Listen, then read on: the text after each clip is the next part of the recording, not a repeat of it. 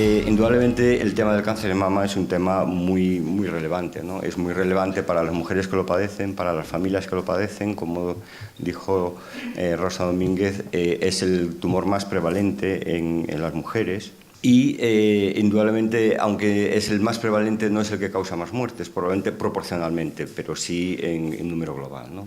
Cuando se habla de cáncer de mama, a veces pensamos que es un solo tumor y realmente son varios tumores que tienen comportamientos biológicos diferentes y, por lo tanto, a veces el tratamiento no es igual para todos, a algunas mujeres les llama la atención. De ahí la importancia que luego veremos que tienen las unidades de mama para un tratamiento más particular, más personalizado de lo que es el tumor de mama, ¿no? Por desgracia no se puede prevenir, es decir, no hay una prevención primaria, no hay una vacuna de momento para el cáncer de mama.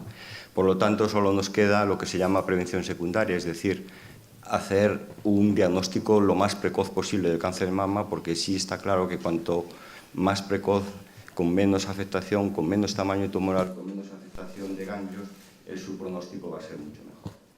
Aunque a nosotros nos resulta un problema relevante, no es comparable con lo que pasa con otros países de Europa, fundamentalmente con los países nórdicos o la zona de Bélgica, Holanda, Gales, etc. Nosotros aproximadamente tenemos 85 cánceres cada 100.000 mujeres.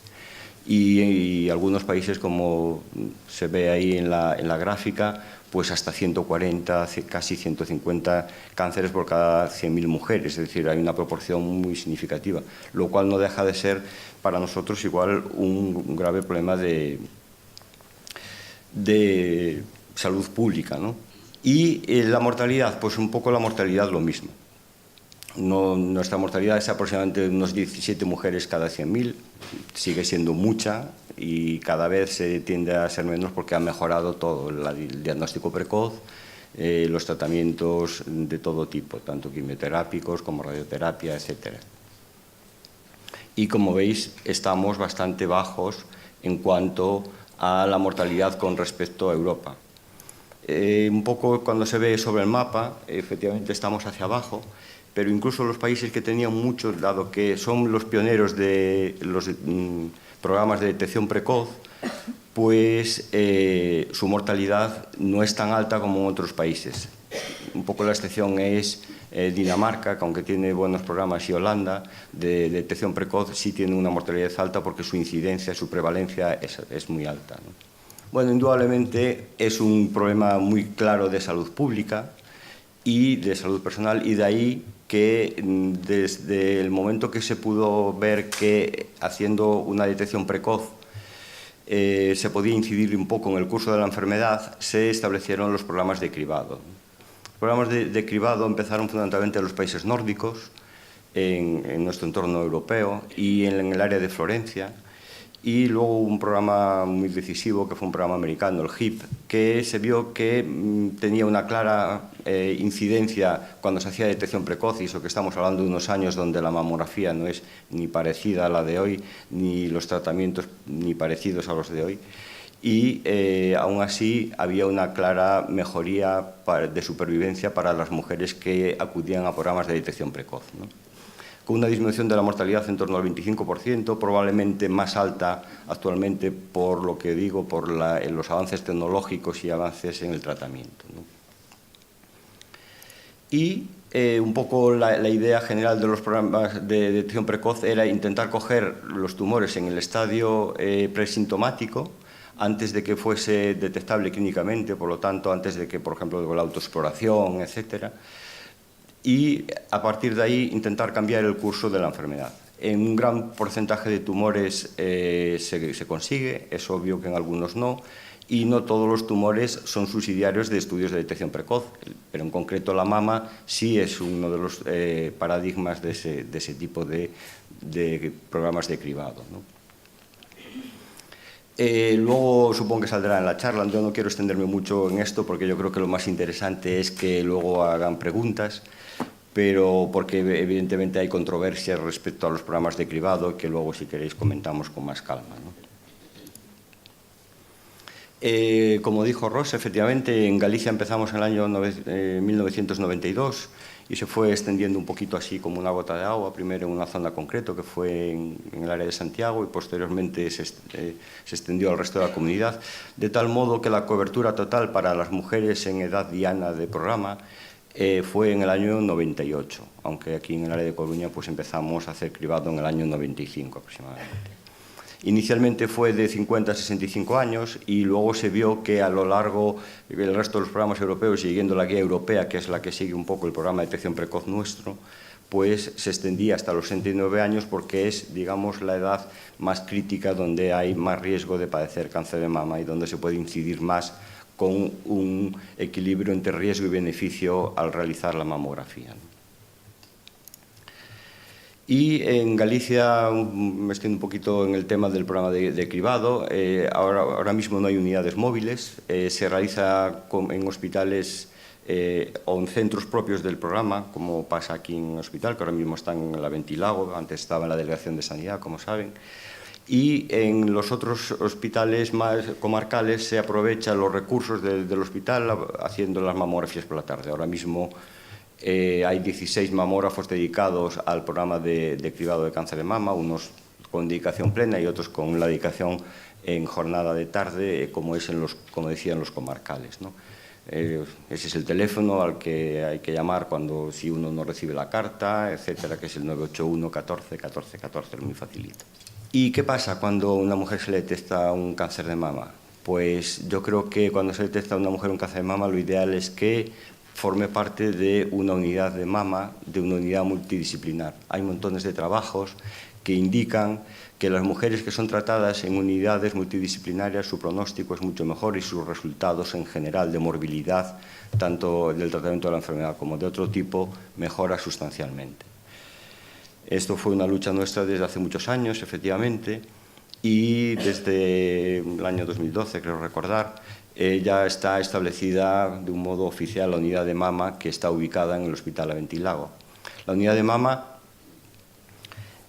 consta de muchísimas, bueno, yo creo que puse aquí a casi todos, pero es posible que se me olvide alguno y lo siento, pues radiólogos, anatomopatólogos, cirujanos, ginecólogos, oncólogos médicos, oncólogos radioterapeutas, oncólogos que se dedican y genetistas al estudio de los pacientes de alto riesgo, cirujanos plásticos para reconstrucciones inmediatas o para reconstrucciones diferidas, medicina nuclear para el ganglio centinela, el psicooncólogo para las mujeres que requieran o familiares un tratamiento, la rehabilitación para el linfedema, enfermería muy especializada, anestesistas, la enfermería que se dedica a otro tipo de labores como segundas consultas, tatuaje, etc.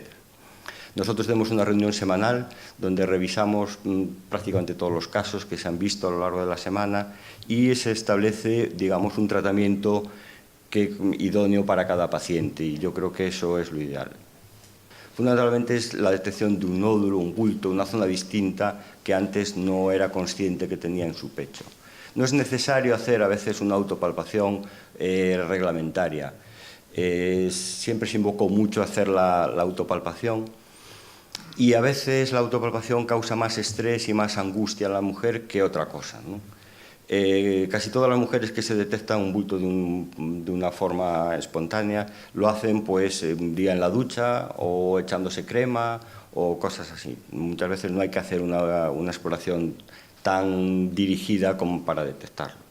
Otras veces pueden ser cambios en la piel, con pequeñas umbilicaciones, retracciones, etcétera. La inversión del pezón, sobre todo si es muy reciente y se palpa algo detrás, si no, muchas veces no tiene ninguna trascendencia, sin más es un poco de fibrosis que hay detrás. Y otras causas son mucho más excepcionales. Siempre se ha dicho pues, que salga líquido por el pezón, el dolor es una causa, vamos, no es prácticamente ningún tumor debuta con dolor, muy poquitos. Bueno, pues desde hace unos años se ha establecido lo que es la vía rápida del cáncer en algunas patologías, entre ellas el cáncer de mama, y el Sargas lo tiene establecido así, y lo mejor es acudir al médico de atención primaria. El médico de atención primaria, si considera que hay una sospecha, hay un circuito de vía rápida que se deriva al servicio de radiología, a radiología de la mama, que es la puerta de entrada. Y entonces en el servicio de radiología se valora a esa paciente, se le realizan las pruebas adecuadas. Si se considera que, si ya es sospechosa de cáncer de mama, automáticamente se le genera una consulta en la unidad de mama. Si simplemente era un hallazgo que no tenía trascendencia, se deriva nuevamente al médico de atención primaria para que lo siga. Nosotros habitualmente se hace todo en un mismo tiempo, como pasa en varios hospitales de España, es decir, si hay sospecha habitualmente se hace casi todo en el mismo día. Se hace mamografía, la ecografía casi siempre, complementaria, incluso la biopsia, y automáticamente se le genera una consulta en la unidad de mama para recibir el resultado y ver luego el tratamiento posterior. Por ejemplo, la ecografía. Algunas mujeres dicen, ¿por qué no me hacen ecografía en vez de mamografía? Bueno, la ecografía y la mamografía, no, eso es como, ¿qué quieres más, a papá o mamá? Pues son distintos, ¿no? La ecografía tiene un interés, es la primera exploración fundamentalmente en la mujer joven, porque evitamos la radiación al máximo, casi siempre por debajo de los 35 años o 40, dependiendo un poco de la clínica, y es una prueba fantástica, complementaria para la mamografía, pero por desgracia no suprime la mamografía. Y para prueba de cribado no es una prueba de cribado de cáncer de mama, la prueba de cribado establecida es la mamografía. Entonces, en mujeres mayores, la primera exploración siempre será la mamografía y la ecografía será una prueba complementaria. La mamografía, como digo, es la prueba de cribado fundamental y a partir de ahí pues, se establecerán el resto de pruebas que haya que hacer. La resonancia magnética es un complemento, no suele ser prueba primera, excepto en algún caso excepcional. Por ejemplo, mujeres de muy alto riesgo, muy jóvenes, que tienen un gen determinado, que se sabe que tienen una cierta sensibilidad a la radiación, y en ese caso habitualmente se empieza por los primeros años, fundamentalmente por estudios de resonancia magnética como cribado de cáncer de mama. Pero eso ya va a venir dirigido un poco desde la unidad de mama y fundamentalmente desde la consulta de alto riesgo, ¿no? El tema de mastodinia, la mastodinia está demostrado que no es un factor de riesgo para tener cáncer, es decir, las mujeres que tienen mastodinia no tienen más cáncer, y los tumores de mama, algunos sí debutan con un dolor, pero es realmente excepcional, ¿no?, que así sea. La mastodinia es el dolor de pecho, perdón, que a lo mejor lo dije. El tema de mastopatía fibroquística, que también es un tema así muy manido que muchas mujeres tienen. La mastopatía fibroquística no es un riesgo para tener cáncer de mama. Viene dado fundamentalmente por la estructura de la mama y la mujer joven prácticamente tiene mucho más preponderancia de glándula y tejido fibroglandular que grasa y por lo tanto pues es una mama más granular, y entonces en el tacto a veces cuando se le realiza la exploración parece que tiene nódulos y se dice que tiene una mastopatía. Bueno, en definitiva, no es una enfermedad, es una cosa muy habitual de las mujeres y no tienen más riesgo de tener cáncer, ¿no? Los quistes de mama, nosotros hablamos de quistes cuando son unos pequeños nódulos que tienen líquido dentro y son prácticamente siempre benignos. Al 99% prácticamente son benignos, excepto que en el estudio ecográfico veamos alguna cosa dentro. Son muy frecuentes en las mujeres, sobre todo a partir de los 30 y pico años, y no tienen tampoco una incidencia mayor de cáncer de mama, ¿no? El tema de la mama densa, nosotros nos referimos a mama densa, sobre todo en el estudio mamográfico, cuando predomina mucho el tejido fibroglandular sobre la grasa, y últimamente vuelve a estar un poquito en boga, fundamentalmente porque los americanos, que son así muy de modas, han vuelto a obligar a informar a la mujer que tiene mama densa. Parece que la que tiene mama densa tiene un poquito más de riesgo de tener cáncer que las otras mujeres, pero no es tan relevante probablemente como para que tenga que estar agobiada la mujer. Sí parece que tienen que hacer a lo mejor un seguimiento un poquito mayor, pero nada más.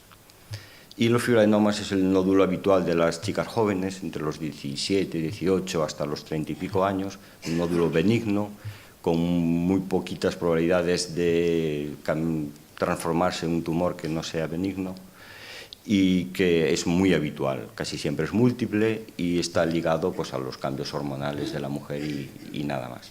Pues si supiésemos eso, seguramente sabríamos mucho de la etiología del cáncer de mama.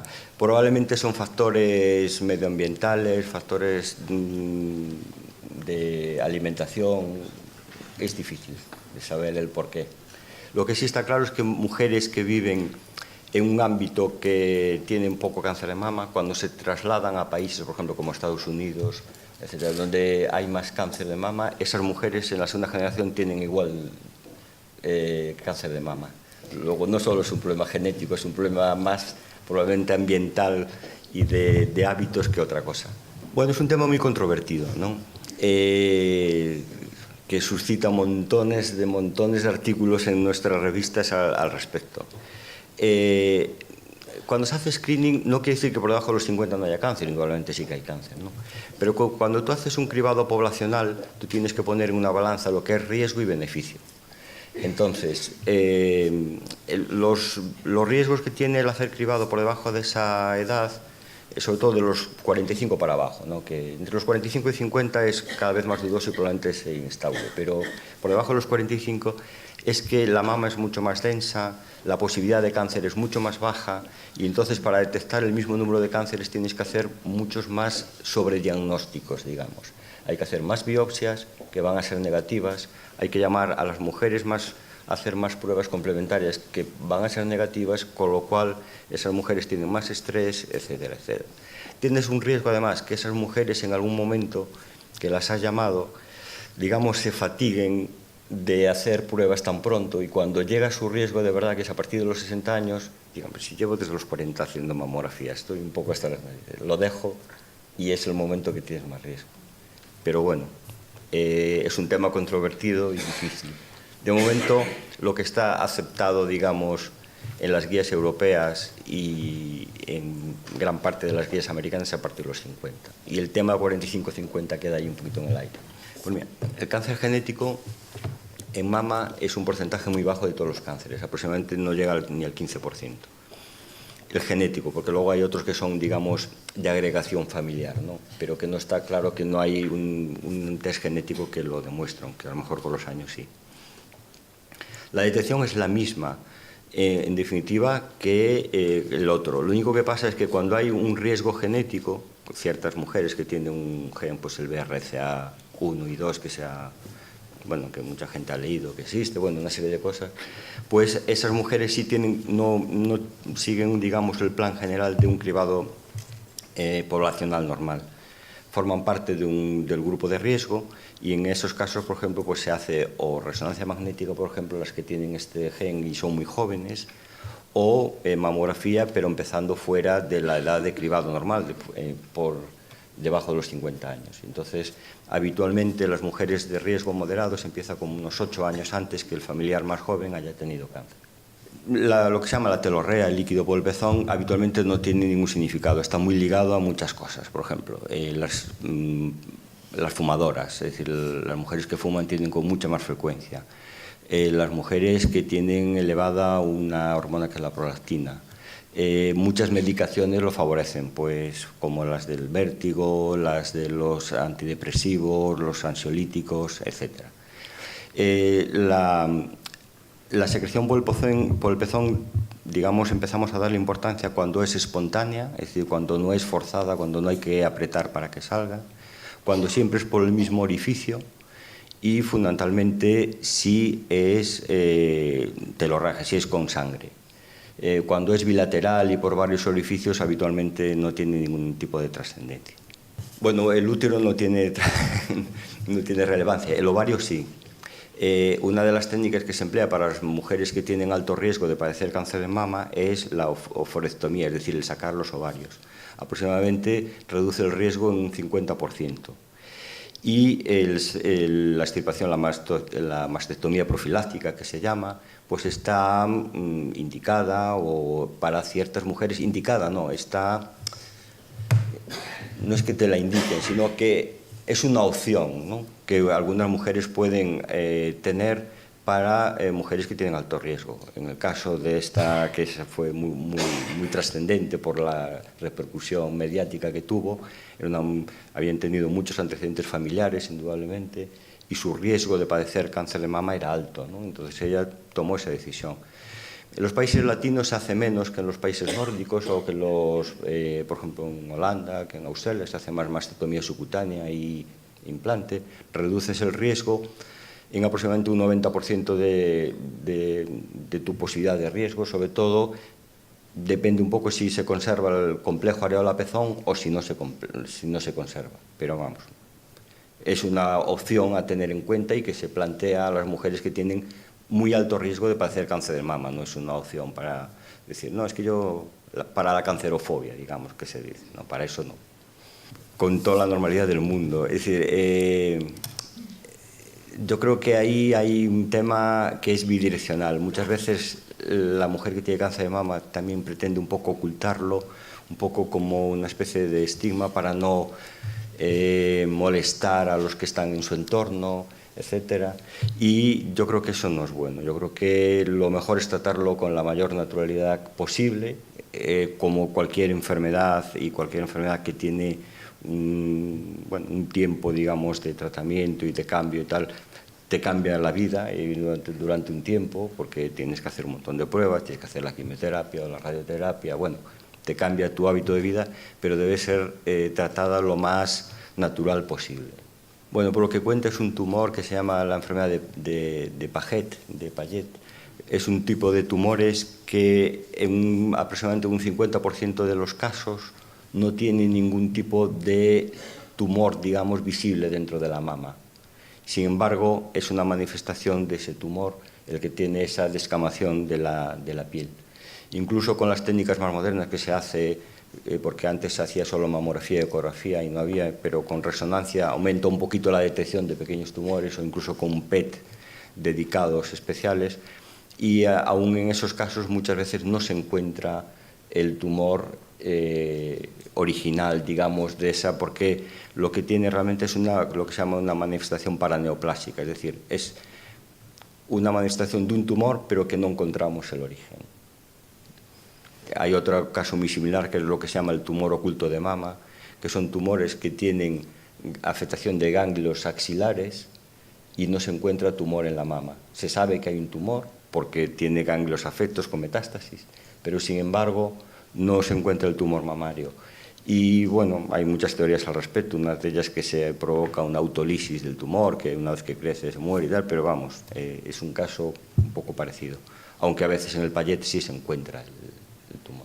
Bueno, hay varios tratamientos antiestrogénicos, es decir, cualquier tratamiento tiene una pequeña complicación, desde una aspirina hasta cualquier cosa, ¿no? Entonces, es evidente que el tipo tamoxifeno, vamos por así decirlo, a algunas mujeres no le causan ningún problema y a otras mujeres le causan unos problemas tremendos, ¿no? Sobre todo articulares, musculares, etc. Bueno, hay varias alternativas de otros similares, de otros inhibidores y tal similares, y que el oncólogo pues va un poco, dependiendo de la paciente, pues aplica uno u otro, tal, pero digamos que en base es el tamoxifeno. Y ya la última pregunta. ¿Es habitual que a una paciente con cáncer de mama a la que no se le hace mastectomía no se la dé ni quimio ni radio? Es muy poquito frecuente en nuestro ámbito, es decir, habitualmente la paciente a la que no se le hace mastectomía casi siempre hay que hacer radioterapia, incluso aunque sea un carcinoma in situ. Es verdad que en algunos momentos se invocó que a ciertas pacientes con carcinomas in situ, por ejemplo, de bajo grado, o incluso infiltrantes grado 1 muy pequeños, como decía un cirujano americano, Silverstein, decía que probablemente no había que hacer tratamiento radioterápico. Pero sí está demostrado que las mujeres que han llevado radioterapia y tumorectomía, digamos, no se ha extirpado la mama, su pronóstico a largo plazo es mejor que las que se ha hecho solo mastectomía, que esas no llevan radioterapia. Marcadores tumorales no, excepto los metastásicos. Eso es un grave problema que nos encontramos a veces, que se les hace marcadores. Es decir, nosotros en nuestra unidad, a la mujer que no tiene mayor complicación, se le sigue durante 5 años. A los 5 años se le da el alta, que no quiere decir que no se le vaya a hacer nada más, sino que se le hace el seguimiento por su médico de cabecera. El médico de cabecera le tiene que pedir una mamografía anual y una analítica normal anual, sin marcadores. Estoy hablando de la mujer con cáncer de mama habitual que no ha tenido complicaciones. Entonces no hay que hacer ni TAC, ni hay que hacer ninguna cosa excepcional. Para las mujeres que han tenido otras complicaciones, evidentemente, pues ya se les establece una pauta diferente, ¿no? Entonces, a veces hay que hacer TAC, porque se ha tenido afectación a distancia o otras cosas. Pero lo normal, mamografía y analítica normal.